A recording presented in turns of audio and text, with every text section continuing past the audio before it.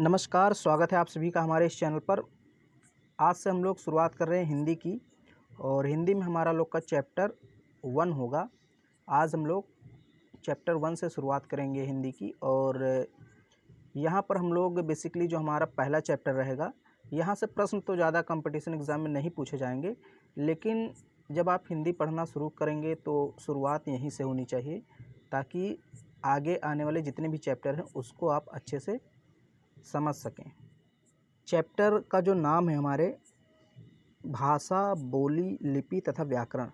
तो इसमें बेसिकली हम लोग को क्या जानना है कि भाषा क्या है, भाषा के प्रकार देखेंगे, भाषा की परिभाषा देखेंगे, बोली क्या है, लिपि क्या है, व्याकरण क्या है और इसके अतिरिक्त हम लोग देखेंगे कि उपभाषा क्या है। भाषा, उपभाषा, बोली, लिपि, व्याकरण, इन सब में क्या अंतर है, ये सारी चीज़ें हम लोग को देखनी है। तो बहुत ही सरल ये जो चैप्टर है आपके लिए होगा और एक बार अगर आप वीडियो देख लेंगे तो आपको कहीं भी वीडियो देखने की ज़रूरत नहीं पड़ेगी। पीडीएफ भी आपको साथ में टेलीग्राम चैनल पे मिल जाएगा।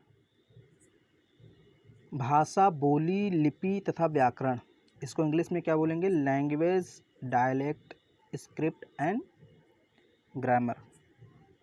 तो सबसे पहले हम लोग समझते हैं भाषा क्या है और उसकी परिभाषा क्या है, किसे कहते हैं। भाषा शब्द की उत्पत्ति संस्कृत के भास धातु से हुई है, जिसका अर्थ होता है व्यक्तवाणी या फिर बोलना। तो भाषा शब्द की उत्पत्ति किस शब्द से हुई है? भास धातु से। धातु का मतलब यहाँ पर है शब्द, ये संस्कृत का शब्द है, तो धातु का मतलब यहाँ पर होता है शब्द। तो भाषा शब्द की उत्पत्ति संस्कृत के भास धातु या भास शब्द से हुई है और इसका अर्थ क्या होता है? व्यक्तवाणी या फिर बोलना। ये तो हमने इसका शाब्दिक अर्थ देख लिया। अब हम देखते हैं कि इसकी परिभाषा क्या है। कोई पूछ ले भाई भाषा कहते किसे हैं, हमें बता दो ज़रा, तो कैसे बताएंगे हम उसको? देखिए, हम बोलेंगे भाषा वह सरल व सशक्त माध्यम है। भाषा वह सरल व सशक्त माध्यम है जिसके द्वारा मनुष्य अपने मन के भावों और विचारों को पूर्णता व स्पष्टता के साथ बोल कर या लिखकर प्रकट करता है और दूसरे की भावनाओं और विचारों को सुनकर और पढ़कर जानता है। बस इतना बोल देंगे, मतलब कह देंगे कि भाषा वह सशक्त व सरल माध्यम है जिसके द्वारा हम अपने मन के भाव विचारों को लिखकर या बोलकर प्रकट करते हैं दूसरों के सामने, और जो दूसरों के विचार या फिर भाव होते हैं उनको सुन करके या फिर पढ़ करके जानते हैं। बस इतनी सी आपको इसकी डेफिनेशन लिख देनी है या बता देनी है, हो गया। एक दो बार इसको पढ़ेंगे तो आपको समझ में आ जाएगा, हालांकि इसमें कुछ समझने वाली चीज़ है नहीं। अब यहाँ पर है किसी भी भाषा में वाक, वाक मतलब वाणी, यानी कि जो कुछ हम बोलते हैं उसको क्या कहते हैं? वाणी। हमारे मुख से जो आवाज़ निकलती है, तो भाषा में वाक और अर्थ जरूर होता है। यानी कि कोई भी भाषा हम बोले, तेलुगु, तमिल, हिंदी, इंग्लिश, उर्दू, कोई भी भाषा बोलेंगे तो उसमें दो चीज़ें ज़रूर रहेंगी। एक तो अर्थ रहेगा और दूसरा वाक यानी कि वाणी रहेगी। इन दोनों को अलग नहीं किया जा सकता। अब मान लीजिए कोई ऐसी भाषा है कि उसका कोई अर्थ ही नहीं है, आप कुछ भी बोले जा रहे हैं, उसका अर्थ नहीं है, सिर्फ वाणी है, आवाज़ आ रही है लेकिन उसका अर्थ नहीं है, तो फिर वो कोई भाषा हो ही नहीं सकती, क्योंकि भाषा में दोनों का रहना जरूरी है, अर्थ भी रहे, वाक भी रहे। ओके, मान लीजिए अर्थ है लेकिन वाक ही नहीं है, तो जब वाणी ही नहीं रहेगी, आवाज़ ही नहीं निकलेगी, तो भाषा किस प्रकार की भाषा रहेगी? दोनों को अलग नहीं किया जा सकता। कुल मिलाकर कहने का मतलब ये है। अब यहाँ पर हम बात करेंगे भाषा के प्रकार, टाइप्स ऑफ लैंग्वेज। तो भाषा के प्रकार वैसे तो बेसिकली दो प्रकार के होते हैं, एक तो मौखिक भाषा, दूसरा लिखित भाषा। अगर हम मुख्य भाषा की बात करें तो दो प्रकार के होते हैं, लेकिन एक तीसरी भाषा भी अब आ गई है जिसको हम सांकेतिक भाषा भी कहते हैं, इसको डिमॉन्स्ट्रेटिव लैंग्वेज कहते हैं। तो हम तीनों भाषाओं के बारे में यहाँ पर पढ़ेंगे, यानी भाषा के जो तीन प्रकार हैं उनके बारे में पढ़ेंगे। मौखिक भाषा किसे कहते हैं, लिखित भाषा किसे कहते हैं, सांकेतिक भाषा किसे कहते हैं। यहाँ पर एक पिक्चर है, इसको आप देख लीजिए। यहाँ आपको समझ में आ रहा है कि दोनों एक दूसरे से बात कर रहे हैं। तो यहाँ पर किस भाषा का प्रयोग किया जा रहा है, आप ज़रा बताइए। यहाँ पर मौखिक भाषा का प्रयोग किया जा रहा है, क्योंकि यहाँ पर जो है कि एक दोनों से अपने मन की भावों को किस माध्यम से व्यक्त कर रहे हैं, मौखिक रूप से व्यक्त कर रहे हैं। अब ये जो है इससे कुछ बोल रही है, अपने मन के भाव विचार को व्यक्त कर रही है, और ये इससे बोल रही है। तो दोनों, अब ऐसा नहीं कि लिख कर बता रहे हैं, बस बोल कर यूँ ही काम चला रहे हैं, तो इसको बोलते हैं मौखिक भाषा। यानी कि जब हम अपने मन के भावों विचारों को बोल कर प्रकट करते हैं किसी के सामने, तो उसको मौखिक कहते हैं, मौखिक भाषा कहते हैं। अभी हम लोग डेफिनेशन देखेंगे, लेकिन यहाँ पहले समझ लीजिए। अब यहाँ देखिए, टीचर जो है वो ब्लैक बोर्ड पर लिख कर समझा रहा है बच्चों को। तो टीचर यहाँ पर लिख कर समझा रहा है, तो ये कौन सी भाषा हो गई जो ब्लैक बोर्ड पर लिखी हुई है? ये लिखित भाषा हो गई। हालांकि टीचर बोलकर भी समझाता है, तो टीचर तो दोनों भाषाओं का प्रयोग करता है एक साथ, मौखिक लिखित दोनों। लेकिन इस टाइम, अगर पार्टिकुलर इस टाइम की बात करें, तो ये लिख कर समझा रहा है, इसलिए ये लिखित भाषा हुई। अब वही चीज़ यहाँ पर दी हुई है जो मैंने आपको बताया कि मौखिक भाषा किसे कहते हैं। तो इसको देख लीजिए। हम मुंह से जो कुछ बोलते हैं वह सब मौखिक या कथित भाषा कहलाती। मतलब जो कुछ भी हमारे मुख से निकलता है, किसी से बात कर रहे हैं, भाषण दे रहे हैं, कुछ भी दे रहे हैं, कुछ भी कर रहे हैं, मुख से अगर आवाज़ निकलती है तो वो फिर मौखिक या कथित भाषा कहलाती है। इसे उच्चरित भाषा भी कहते हैं। उच्चरित मतलब चूँकि हम इसका उच्चारण करके प्रयोग करते हैं इस भाषा का। मनुष्य ने सर्वप्रथम मौखिक भाषा का ही प्रयोग करना सीखा। भाषण और बातचीत भाषा के मौखिक रूप हैं। भाषा का मौखिक रूप परिवर्तनशील होता है, समझ लीजिए। मनुष्य ने सर्वप्रथम किस भाषा का प्रयोग किया? तो मौखिक भाषा का प्रयोग किया, क्योंकि प्रारंभ में तो मनुष्य लिखना पढ़ना जान नहीं गया था कि कैसे लिखेंगे, कैसे पढ़ेंगे। शुरुआत में तो उसने मुख से कुछ बोलना सीखा, छोटा आ, बड़ा, छोटी, ऐसे जैसे छोटे शिशु होते, बच्चे होते, तो पहले वो लिखना नहीं जानते, पहले वो मौखिक भाषा सीखते हैं, बोलना जानते हैं। और ये जो भाषा का रूप होता है ये परिवर्तनशील होता है। मतलब मौखिक भाषा परिवर्तनशील होती है। भाई आज आप मुख से कुछ बोल दिए, कल कुछ और बोल दिए, बदल गया। क्योंकि ये कहीं ऐसा तो है नहीं कि बस लिख जाता है, इसलिए इसको परिवर्तनशील भाषा बोलते हैं। ये स्थायी नहीं होता, परमानेंट नहीं होता। फिर यहाँ पर है दूसरा लिखित भाषा। तो ये भी है वही चीज़ जो मैंने आपको बताया कि जब हम लिख कर प्रकट करते हैं अपने मन के भावों और विचारों को, तो उसको लिखित भाषा कहते हैं। जैसे मौखिक भाषा को जब किसी कागज, यहाँ स्लेट होना चाहिए। स्लेट आप जानते हैं, तख्ती टाइप का, आपने पढ़ा होगा। आपने क्या, आपके जो पापा रहे होंगे या वो पढ़े होंगे। अब तो तख्ती चलती नहीं है, स्लेट चलता नहीं है। मौखिक भाषा को जब किसी स्लेट, कागज़ पर लिख दिया जाता है, तो इस भाषा के रूप को लिखित भाषा कहते हैं। तो भाषा के इस रूप को लिखित भाषा कहते हैं। यानी जो कुछ हम बोल रहे हैं, जब उसी चीज़ को, जो कुछ भी हम बोल रहे हैं, उसी चीज़ को किसी तख्ती, कागज़, स्लेट, प्लेट, कुछ भी कह लीजिए, हम लिखकर प्रकट करते हैं जब उसी चीज़ को, तो वो भाषा हमारी लिखित भाषा हो जाती है। लिखित भाषा में कुछ ध्वनि चिन्हों का प्रयोग किया जाता है, आप सभी लोग जानते हैं। कुछ डिज़ाइन प्रयोग किए जाते हैं लिखने में, टेढ़ा मेढ़ा आपने देखा होगा।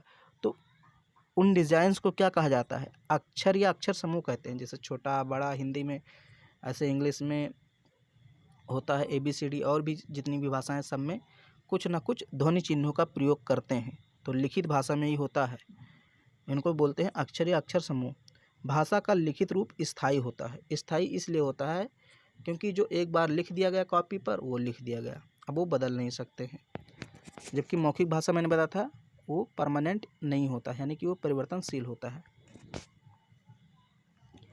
तो दो भाषाएं हो गई, लिखित और मौखिक। अब यहाँ पर एक तीसरी भाषा मैंने आपको बताई थी कि सांकेतिक भाषा भी होता है, और इसका प्रयोग आप यहाँ देख लीजिए। संकेत के माध्यम से ट्रैफिक पुलिस करती है ज़्यादातर इसका प्रयोग, और अंधे, बहरे, गूंगे, ये सब लोग भी, खासकर गूंगे, इसका प्रयोग करते हैं। जो व्यक्ति बोल नहीं सकता उसको हम लोग ऐसे इस संकेत के माध्यम से समझाते हैं, या वो भी समझाता है संकेत के माध्यम से। तो सांकेतिक भाषा का प्रयोग यही लोग करते हैं। एक तो जो पुलिसमैन होता है, ट्रैफिक पुलिसमैन, वो करता है, और फिर गूंगे होते हैं वो करते हैं। या जो सुन नहीं पाते हैं वो भी करते हैं। सांकेतिक भाषा का अर्थ है मन के भावों को संकेतों के माध्यम से प्रकट करना। जब हम संकेत का इशारा करके किसी को अपने पास बुलाते हैं तो हम सांकेतिक भाषा का प्रयोग करते हैं। मतलब हाथ हिला करके बुलाए, या आजकल तो बुलाने का और भी कई तरीका है, आंखों से सब लोग बुला लेते हैं। तो ये सब क्या है? ये सब सांकेतिक भाषा है। गूंगा व्यक्ति अपने भाव सांकेतिक भाषा में ही प्रकट करता है। तो ये हो गई सांकेतिक भाषा की बात। अब यहाँ पर है दो चीज़ें और समझ लीजिए, एक तो है बोली और एक है उपभाषा। तो आपने यहाँ अभी तक क्या समझा? भाषा क्या है और भाषा के प्रकार क्या हैं, तो वो सब मैंने आपको उसकी भी डेफिनेशन बता दी। बोली क्या है? बोली जिसको इंग्लिश में हम लोग बोलते हैं डायलेक्ट, इसी से बना है डायलॉग।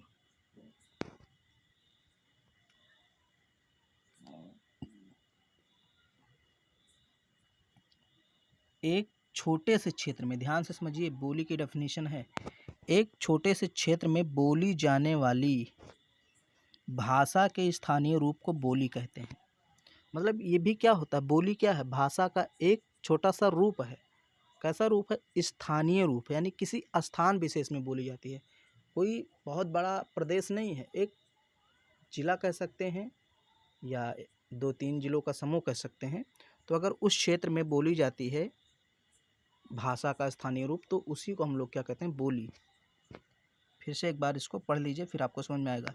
एक छोटे से क्षेत्र में बोली जाने वाली भाषा के स्थानीय रूप को बोली कहते हैं।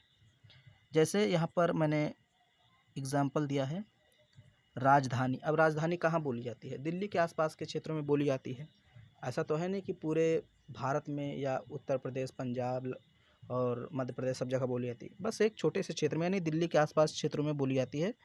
तो ये एक बोली है, ना कि एक भाषा है। ऐसे ही भोजपुरी, भोजपुरी कोई भाषा नहीं है, ये क्या है? एक बोली है। क्योंकि बिहार के आधे पार्ट में लगभग भोजपुरी बोली जाती है और आधे पार्ट में मैथिली बोली जाती है। ऐसे ही हरियाणवी हरियाणा के क्षेत्रों में बोली जाती है, बुंदेली बुंदेलखंड के क्षेत्रों में, कन्नौजी कन्नौज के आसपास, छत्तीसगढ़ी छत्तीसगढ़ में। तो ये सब क्या हैं? ये सब बोलियां हैं, क्योंकि एक विशेष छोटे से क्षेत्र में बोली जाती हैं। इनका उपयोग साहित्य आदि की रचना में नहीं होता है। कभी आपने नहीं सुना होगा कि कोई ग्रंथ राजधानी बोली में लिखा है, भोजपुरी बोली में लिखा है, ऐसा आपने नहीं सुना होगा, क्योंकि कोई भी ग्रंथ या साहित्य बोली में नहीं लिखे जाते हैं, रचना उनकी नहीं होती है। अब हम समझते हैं उपभाषा क्या है। बोली के जिस रूप को पढ़े लिखे लोग प्रयोग में लाते हैं उसे उपभाषा कहते हैं। देखिए, बोली का ही रूप है उपभाषा, लेकिन बोली के जिस रूप को पढ़े लिखे लोग प्रयोग में लाते हैं उसे उपभाषा कहते हैं। जैसे एग्जाम्पल मैंने दिया ब्रज भाषा। अब ब्रज भाषा पढ़े लिखे लोग बोलते हैं। खड़ी बोली या मैथिली, अवधी, ये सब क्या हैं? ये सब बोलियां हैं। सॉरी, यहाँ पर ये सब उपभाषा हैं। यहाँ पर बोलियां नहीं, उपभाषा होगा। अवधी, अगर कोई पूछे अवधी क्या है? भाषा है, उपभाषा है, बोली है, क्या है? तो अवधी क्या है? उपभाषा। यहाँ पर बोली लिख गई है तो इसको आप, यहाँ पर ये गलती से लिख गया है, उपभाषा होनी चाहिए। तो अवधी उपभाषा है, मैथिली उपभाषा है, खड़ी बोली, ब्रज भाषा, ये सब उपभाषाएं हैं और इनका उपयोग साहित्य आदि की रचना में होता है, ये जान लीजिए। तो मैंने आपको बताया बोली का जो प्रयोग है वो साहित्य आदि की रचना में नहीं होता है और इनका प्रयोग होता है। तो ये जो आपका फर्स्ट चैप्टर था उसका फर्स्ट पार्ट है और हम लोग ज़्यादा इसमें नहीं पढ़ेंगे। एक पार्ट और आएगा इसका फर्स्ट चैप्टर का, फिर ये आपका कंप्लीट हो जाएगा फर्स्ट चैप्टर। फिर उसके आगे हम लोग दूसरा चैप्टर लेंगे। तो उम्मीद करता हूँ ये वीडियो आपको पसंद आया होगा। इसको लाइक कर दीजिए चैनल को, और वीडियो अगर पसंद आए तो इसको लाइक कीजिए, चैनल को सब्सक्राइब कीजिए और वेट कीजिए, सेकंड पार्ट इसका जल्द ही अपलोड होगा। ये जो जब आपका एक चैप्टर कंप्लीट हो जाएगा तो उसका PDF टेलीग्राम चैनल पे आपको मिल जाएगा, तो टेलीग्राम चैनल को भी आप ज्वाइन कर लीजिए। मिलते हैं अगले वीडियो में, तब तक के लिए नमस्कार, धन्यवाद।